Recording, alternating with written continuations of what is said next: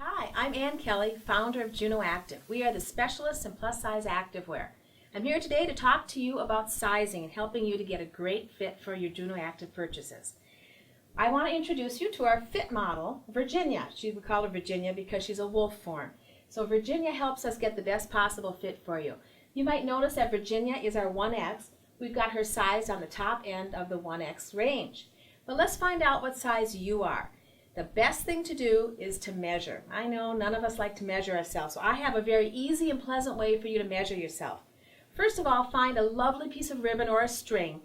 Cut it really, really long so you're ready to go. Doesn't have to have numbers on it. We don't care about numbers. We just care about getting you the right fit. So let's start with the easiest, which is the waist. I'm going to have Virginia help me here. Waist. Now, you mark it for yourself. Take the ribbon. See where it's at.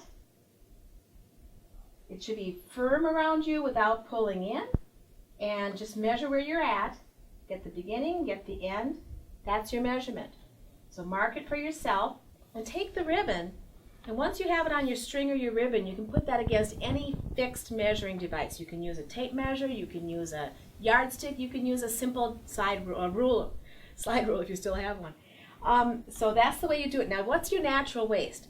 Well, Virginia can't do this, but you can. Just go side to side. Wherever you bend, that's your natural waist. That's what you should measure. Now that we've got your waist measured, let's move on to the hips. The hips are very important, and we want to make sure that you're measuring your full hip. So you say, where's my full hip? Everybody's full hip is in a different spot. All you need to do, stand in front of a mirror, take a look at yourself from the front and from the side, and find your full hip point. That's where you should measure yourself. And make sure your measurement is even all the way around to the floor. So let's measure Virginia here, find out what her full hip is.